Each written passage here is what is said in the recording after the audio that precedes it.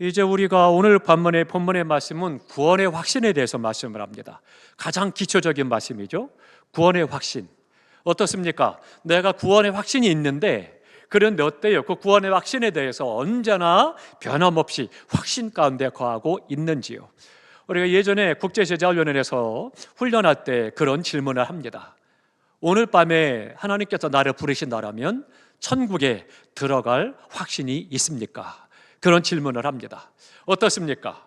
오늘 밤에 하나님 나를 부르신다라면 내가 천국에 들어갈 자신이 있으신지요? 어떻습니까? 권사님 한 분이 열심히 헌신하셨어요. 정말 마음을 다하고 뜻을 다하고 물질을 다해서 하나님의 나라를 위해서 헌신한 귀한 권사님입니다. 그런데 이 권사님이 이제 연세도 많으시고 하나님의 부름을 받는 그런 시간이 됐습니다. 임종 예배를 드려야 되는 상황이 돼서 그래서 임종 예배를 드리면서 묻게 됩니다. 권사님, 참 그동안 하나님의 나라를 위해 헌신하고 많이 충성되이 주님의 일을 감당해 나오셨는데 이제 주님께서 부르시니 천국에 갈 자신 있으시죠? 이렇게 질문했습니다. 뭐라고 하셨을까요? 글쎄요, 가봐야 알죠. 가봐야 안다는 거예요. 그것은 믿음이 좋은 걸까요? 겸손한 걸까요? 아닐까요? 우리가 때때로 신앙사람에서 그런 갈등을 가질 때가 있습니다. 어떤 때는 내가 구원받아서 하나님의 자녀가 됐고 감사하고 감격하고 막 담대하고 세상 모든 일을 다 내가 함께 짊어지고 헌신할 것처럼 그렇게 역사를 합니다. 근데 어느 때는 또 시험이 들어서 내가 진짜 구원받았나? 그런 생각이 들고 구원에 대해서 흔들리는 그런 모습을 보고 때로는 낙심하기도 하고 실망하기도 하고 심지어는 교회를 떠나 믿음을 버리는 사람도 있습니다. 구원의 확신 너무나도 중요한 거예요. 그런데 사단이 가장 많이 역사하는 부분이 이 부분입니다. 우리의 구원을 어떻게든지 막 흔드는 거예요. 어떻게든지 흔들어서 우리로 하여금 구원의 자리에서 떠나게 만들고 우리로 하여금 하나님의 자녀의 자리에서 낙오되고 타락하도록 만들고 지옥으로 이끌어가려고 하는 그런 역사를 계속해서 행한다라고 하는 거죠. 그거는 목사도 예외가 아닙니다.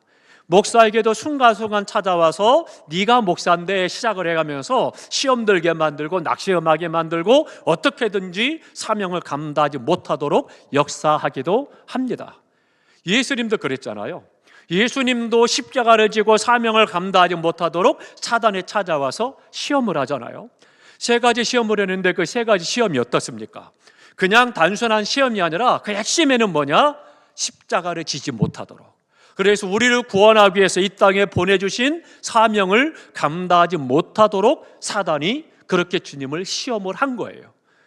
주님은 그 시험을 다 이기시고 그리고 십자가를 지심으로 우리를 죄에서 구속하시고 하나님의 자녀로 삼아 이 구원의 역사를 사명을 온전히 감당하셨기 때문에 어때요? 하나님의 보좌 우편에 앉으셨고 영광을 얻으셨다 그렇게 말씀하고 있죠. 그러니까 우리에게도 구원의 확신을 흔들어버리고 또 구원의 확신이 있다 할지라도 사명자로 하나님 앞에 서서 충성되이 사명을 감당할 때마다 흔드는 거예요. 네가 이래도 믿음이 있어? 이래도 내가 구원받은 거야? 이래도 내가 목사야? 그래가면서 계속 흔들는 거예요. 어느 전사님이 뒤늦게 헌신하셨어요. 그런데 이분이 전 직업이 뭐냐? 조폭이었습니다. 양아치였어요. 그런데 어느 날 예수님을 만나고 이분이 구원받았어요. 그래서 너무 감격스러우니까 아주 극단적인 삶을 살아가다 보니까 그분이 신학을 해야 되겠다는 마음의 소명을 갖고 늦게 신학교를 하고 전도사님이 됐어요. 그 전도사님에 대해서 개척을 했습니다. 그런데 너무 힘든 거예요. 개척을 했는데 성도는 없고 그리고 사모님하고 두 분이 교회를 지키고 그러다가 어떻게 하다가 한 분이 전도가 되고 그래서 계속 열심히 세 분이 이제 교회를 지키면서 예배를 드리면서 했습니다. 그런데 어느 날 그 집사님이 한 분 있는 집사님이 전도를 해왔는데 누굴 전도해 왔느냐? 귀신 들린 사람을 전도해 왔어요. 귀신 들린 사람을 전도해 오니까 참 힘든 거죠. 하나님 어떻게 이럴 수가 있습니까? 그렇게 안 해도 힘든데 왜 또 이렇게 한 사람 전도하려 기쁘다고 했더니만 이런 사람을 주시느냐고 그래가면서 이제 속상해하고 힘들어했습니다. 그래도 어떻게 해요? 그 영혼의 불쌍한 마음을 가지고 어떻게든지 하나님께서 영혼을 불쌍히 여기셔서 귀신이 떠나가게 해주시고 구원시켜달라고 이제 기도를 합니다. 그래서 이제 그 집사님하고 사모님하고 전사님하고 그 사람을 놓고 계속 이제 기도를 하는 거예요. 날마다 이제 기도를 하는데 어느 날 기도하는데 보니까 이 사람이 그러더라는 거예요. 야, 내가 너를 아는데 네가 무슨 전도사야? 그러더래요. 그러니까 왜 그러냐면 이 귀신은 영물이거든요. 영물이니까 전사님의 옛날을 아는 거예요. 옛날 양아치 노릇하고 사람들에게 못된 짓을 했던 것들을 다 아는 거예요. 그러니까 그거를 빌미를 삼아서 딱 내놓고 얘기를 하는 거예요. 네가 옛날 양아치였잖아, 이런 일 했잖아, 저런 일 했잖아, 그래가면서 고소하는 거예요. 그러니 사모님이나 그 집사님에게 얼마나 창피하겠어요. 그런 식으로 사단은 고소하는 거예요. 그래서 전사님으로 사명 감당하지 못하도록 역사를 하는 거죠. 여러분, 성도님 같으면 어떻게 하겠습니까? 전도사님이 듣고 난 다음에 그런 거예요. 그래, 네 말이 맞아. 그런데 내가 예수님 만나서 구원받고 다 회개했고 이제 하나님의 부르심을 받아서 어쩔 건데? 그래가면서 야단을 쳤습니다. 그랬더니 그때부터 이 귀신 들린 사람이요, 꼼짝 못하기 시작을 합니다. 그리고는 계속 같이 기도하는 동안 귀신이 떠나갔어요. 그래서 그 사람이 온전케 됐습니다. 그랬더니 교회가 부흥하기 시작을 하는 거예요. 우리 전사님 능력이 있다고 주변에 소문이 나가지고 귀신 들린 사람이 자꾸 몰려오는 거예요. 얼마나 힘들었겠어요. 하나님, 제발 좀 그만하시죠. 그래서는 그 이야기를 듣고 오는 사람들이 생기고 하면서 교회가 20, 30명까지 성장을 하게 됐습니다. 하나님의 역사는 놀랍습니다. 근데 사단도 영물이기 때문에 어떻게든지 우리로 하여금 구원을 흔들고 사명을 흔드는 일을 하고 있는데요, 그 부분에 대해서 오늘 본문의 말씀이 하고 있습니다. 구원의 확신을 가져라, 그것을 말씀해 주고 있는 거죠. 그러면 한번 생각해 보세요. 내가 혹시라도 구원에 대해서 흔들렸던 때가 언제였느냐? 내가 진짜 구원 받았을까? 그런 마음에 흔들림이 있었을 때 언제였습니까? 한번 그것을 생각해 보시면 좋겠습니다. 그럼 언제 흔들리느냐? 첫 번째는 그런 때요, 하나님의 사랑이 의심될 때, 하나님께서 나를 사랑하지 않나 봐, 그런 생각이 들 때 우리가 구원이 흔들리는 거예요. 하나님께서 나를 사랑하지 않는다라고 생각하는 이유가 뭐겠어요? 내가 하는 일이 잘 안 되고 또 내가 말씀대로 살고 싶은데 그렇지 못해요. 그러다 보니까 죄책감도 찾아와요. 그러니까 여러 가지 생활의 삶 속에서 내가 하나님의 사람인데 내가 구원받았는데 이렇게 하면 되나? 그런 생각이 드니까 그때부터 하나님이 나를 사랑하지 않을 거야. 내가 이렇게 믿음 생활하는데 하나님 나를 사랑하겠어? 생각을 하게 되죠. 그래가면서 어느 순간부터가 마음속에 구원이 흔들리기 시작을 하는 거예요. 그러니까 마귀는 우리로 하여금 하나님의 사랑을 의심하게 만드는 거예요. 주님이 나를 위해 십자가에 못 박아 죽기까지 고난을 당하고 십자가에 죽으시고 생명을 주기까지 사랑하셨고 독생자 하나밖에 없는 아들을 주시도록 그렇게 사랑하셨는데 우리는 그 사랑에 대해서 순간순간 흔들린다는 거예요. 그런데 그 흔들리는 배경이 뭐예요? 하나님께 생하지 않았기 때문이 아니라 다 나라고 하는 거예요. 내 마음의 감정, 내 생각, 나의 계산 때문에 내가 이렇게 사는데 하나님이 나를 사랑할까? 내가 이렇게 하나님의 사람으로 믿는 사람답게 또 목사답게 하지 못하는데 하나님이 나를 사랑하실까? 그런 생각을 갖는 거죠. 그렇게 되면 구원에 대해서 마음의 의구심이 생기기 시작을 하는 거예요. 의심이 생기면 그때부터 문제가 되는 거죠. 야고보서 말하잖아요. 의심하는 자는 바람에 요동하는 갈대와 같아. 그는 어떤 것도 얻을 줄로 생각하지 말아라, 그렇게 말씀하죠. 그렇기 때문에 하나님께서는요, 우리에게 그런 것들을 말씀해 주시는 것을 알게 하십니다. 하나님이 끝까지 사랑해 주실까? 내가 이렇게 제대로 믿음 생활도 못하는데, 내가 성경 들지 못하는데, 때로는 내가 기도도 제대로 못하는데, 내가 지금 앞에 이렇게 봉사하지도 못하는데, 순간순간 내가 생각하는 그런 기준을 가지고 그렇지 못하기 때문에 때로는 그것에 대해서 흔들린다는 거죠. 너무나 그런 분들이 많아요. 우리 성도님들 간혹 이제 상담 요청을 하셔서 상담 얘기를 들어보면 그러다 보면 그런 거예요. 굉장히 믿음으로 살려고 몸부림치는데 그런데 그 몸부림칠 때마다 마음이 힘들다는 거예요. 왜? 내가 이렇게 살아서 내가 과연 구원받을까? 내가 이렇게 사는데 내가 직분자일까? 그래서는 힘들어하고 어려워한다라고 하는 거죠. 그런데 주님은 말씀하십니다. 우리 32절 보겠습니다. 32절 다 함께 했습니다. 자기 아들을 아끼지 아니하시고 우리 모든 사람을 위하여 내주신 이가 어찌 그 아들과 함께 모든 것을 우리에게 주시지 아니하겠느냐. 아멘. 그러니까 하나님께서 하나밖에 없는 아들 독생자까지 주시도록 그렇게까지 사랑하셨는데 독생자를 주신 것처럼 다른 것도 안 주시겠냐? 주시겠다는 거예요. 그러니까 그 사랑은 변함이 없고 흔들리지 않는다는 거예요. 다 주신다는 거예요. 그러니까 이 구원에 대해서 흔들리지 말라는 거예요. 하나님의 사랑은 변하지 않습니다. 그래 너 하는 거 봐서 그래서 내가 사랑하다가 미워하다가 싫어하다가 좋아하다가 아니라는 거예요. 하나님은 변함없이 항상 언제나 우리에 대한 사랑이 변질되지 않고 변하지 않고 여전하다는 거예요. 그 사랑 안에 있다라고 하는 거죠. 우리 성도는 자녀들을 어떻게 기르셨어요? 자녀가 잘할 때도 있고 못할 때도 있잖아요. 말씀에 순종할 때도 있고 불순종할 때도 있잖아요. 잘못하고 불순종하고 부모님이 기대에 부응하지 못한다고 그래서 노적에서 파가 그러잖아요. 안 하잖아요. 언제나 내 아들이요 딸이기 때문에 그 아들을 사랑하고 안타까워하고 그래도 여전히 사랑하잖아요. 다른 사람이 당신 아들 왜 그래? 당신 딸 왜 그래? 그래도 어때요? 그 아들 딸을 사랑하잖아요. 그 사랑보다 더 큰 사랑이 하나님의 사랑이에요. 우리가 그 사랑이 있다고 해서 다른 사람을 해서 내가 하나밖에 없는 아들을 주겠어요? 아니잖아요. 그러나 하나님은 하나밖에 없는 아들 예수 그리스도를 나를 위해서 우리를 위해서 주셨다는 거예요. 그 사랑이니까 뭐든지 품고 안고 그리고 그 모든 것들을 주실 수 있다. 그러니 흔들리지 말라는 거예요.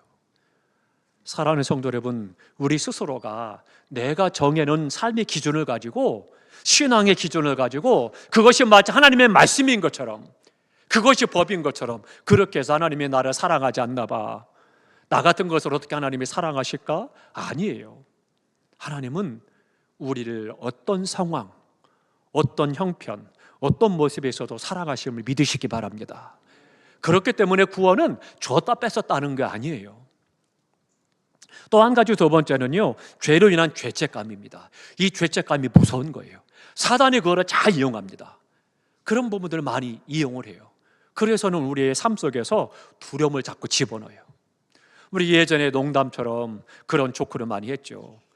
예전에 버스 타거나 그럴 때 토큰을 내야 되는데 근데 무임승차를 했어요. 근데 걸려가지고 그래가지고 운전 선생님이 내리라고 그래가지고 내렸어요. 그랬더니만 그 사람이 뭐래요? 아이 나 같은 놈은 내려도 돼. 그렇게 이야기하는 거예요. 왜? 죄를 졌으니까 당연하다고 생각하는 거죠. 근데 하나님께서는요 우리에게 죄책감을 말씀하지 않습니다. 근데 사단은 그걸 이용을 해요. 죄책감을 집어넣는데 착각하시면 안 됩니다. 그 죄책감이 나의 거룩함과 성결함과 의로움이라고 착각하시면 안 돼요. 하나님 맞아요. 나 같은 죄인이. 그래서는 나는 지옥 가도 괜찮아요. 나 같은 죄인이니까. 그렇지 않습니다. 하나님께서는 우리를 죄 없다 말씀하시고 회개하면 다 용서해 주셔서 과거, 오늘, 미래의 죄까지도 다 용서해 놓으셨기 때문에 우리를 뭐라고 그래요? 의롭다라고 말씀하신 거예요. 하나님께서는 우리를 의롭다고 말씀하는데 너희 스스로가 계속해서 내가 하나님 오늘 내가 거짓말했고요, 누굴 때렸고요, 내가 나쁜 짓 했고요, 그러니 난 지옥 가도 괜찮아요, 지옥 가도 싸요. 그리고 스스로가 죄책감에 빠져서 어쩔 줄 몰란다면 그건 잘못된 거예요. 말씀을 알지 못하는 거예요. 하나님은 그렇게 말씀하지 않습니다. 우리가 죄진 것 아셔요. 그렇다고 해서 나를 의롭다고 하신 것 취소되느냐? 아닙니다. 성웅아 회개해라. 회개하면 다 이미 용서해 놓으셨기 때문에 우리가 용서받고 구원은 흔들리지 않는 거예요. 그런데 사단은 그거를 이용하는 거거든요. 그러다 보니까 내가 은혜 받고 믿음으로 살고 어떻게든 말씀으로 살려고 몸부림치고 그러다 보면 어느 순간 그 죄책감을 확 집어넣어가지고 죄책감 때문에 내가 힘들어하는 거예요. 어려워하는 거죠. 그거 성결한 거 아닙니다. 하나님의 말씀은 나를 의롭다라고 말씀하셨어요. 죄책감을 떨어내셔야 돼요. 회개하고 그리고 죄책감에 대해 꼭 집어넣게 되면 끊어내셔야 되는 거예요.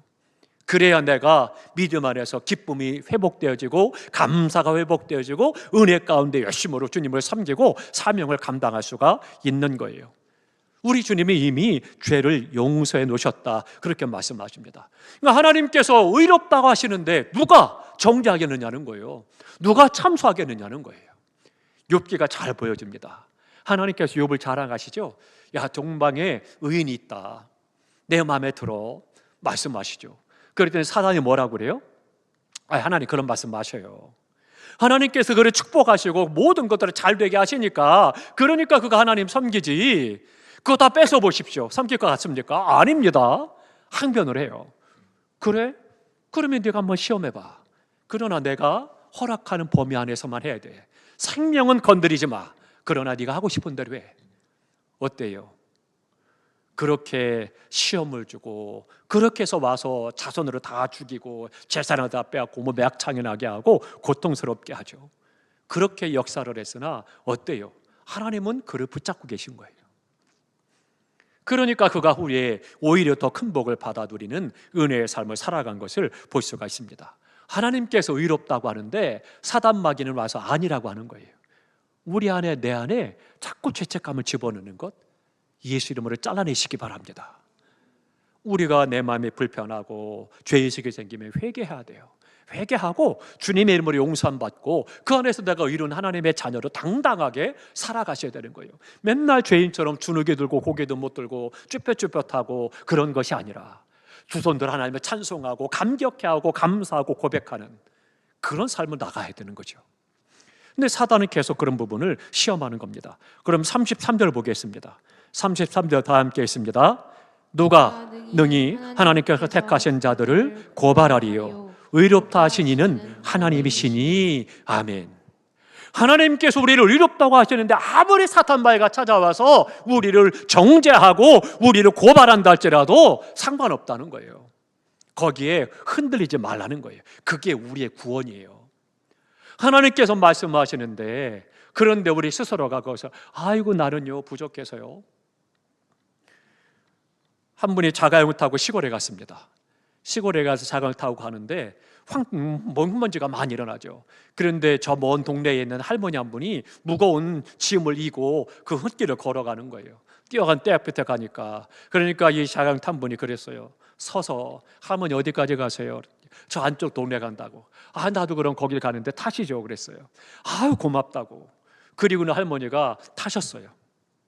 타셨는데 한참을 가다 보니까 백밀러로 보니까 할머니가 잘 탔는데도 짐을 머리다 이고 있는 거예요.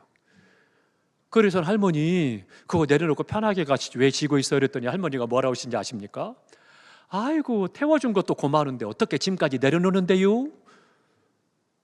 우리가 그런 신앙생활을 해서는 안 돼요. 하나님께서 의롭다고 하시는데, 그런데 자꾸 나는 아니다라고 이야기하고 어떻게 미안해서 보증까지 내려놓겠어요? 그러고 계속 그것을 지고 있다라면 얼마나 어리석은 거예요. 그러니 우리가 신앙생활에 있어서 담대하셔야 됩니다. 하나님께서 나를 의롭다고 하니까 어떤 누구도 고발할 수 없는 거예요. 성 아니야 라고 말할 수 없는 거예요.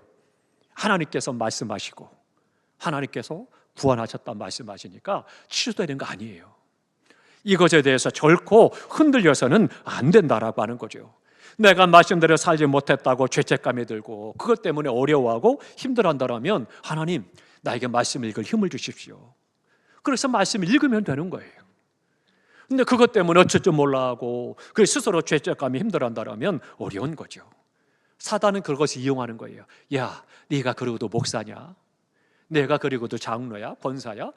슬쩍슬쩍 우리 마음속에 그런 것들 터치하는 거예요. 그래서는 양심에 걸리는 것처럼 해가지고 그래서 얽어매려고 하는 거죠. 그러니까 우리가 그런 부분에 대해서 네가 그렇게 해서도 구원받았냐? 시작을 해가면서 죄책감, 불안감을 집어넣지만 거기에 넘어가서는 안 된다라고 하는 거죠. 부족함에도 불구하고, 연약함에도 불구하고, 때로는 실수하고 범죄함에도 불구하고, 그럼에도 불구하고 하나님은 우리를 구원하셨고 너는 의롭다, 내 자녀다 말씀하심을 믿으시기 바랍니다. 절대 구원에 대해서 흔들리지 마시기 바랍니다. 오늘 밤에 나오신 분들은 절대 누가 뭐라고 해도 나는 구원받은 하나님의 자녀야 확신하시고 흔들리지 마시기를 주님의 이름으로 축복합니다. 구원의 확신은요 이성의 문제가 아니에요. 논리의 문제가 아닙니다. 사상 철학의 문제가 아닙니다. 구원은 우리 자신이 아니라 하나님께 있는 거예요. 다 함께 하십니다. 구원은 하나님께 있다.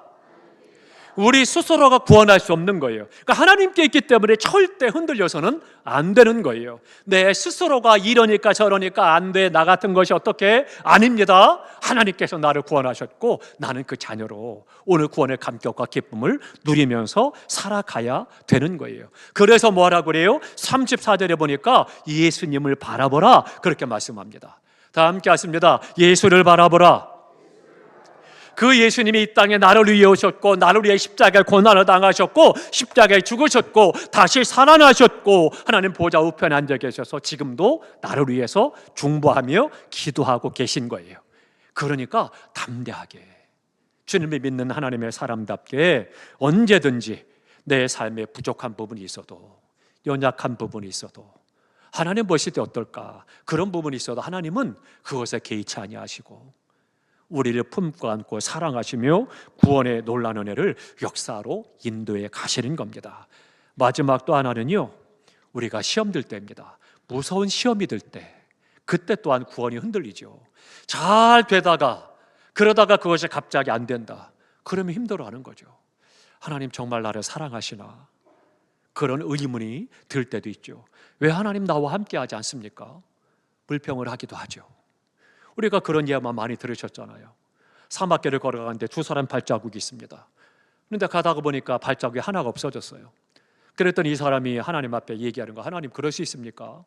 내가 힘들 땐 옆에 서서 걸어가시더니 내가 어려우니까 떠나셨어요? 그러면서 이야기를 합니다. 그랬더니 주님이 말씀하십니다. 아니야, 내가 평안할 때는 내 손을 잡고 함께 걸어가서 두 사람 발자국이 있는 거야. 그러나 어느 순간 발자국이 하나가 있는 것은 내가 너무 고통스럽고 힘들어해서 내가 너를 안고 걸어갔어. 그 한 사람의 발자국은 네 발자국이 아니라 내 발자국이야. 그렇게 말씀하시더라는 거예요. 우리가 힘든 일을 만나고 어려운 일을 만나고 고통하는 일을 만날 때 주님께서는 여전히 흔들림이 없이 변함이 없이 우리를 붙들고 인도해 가십니다.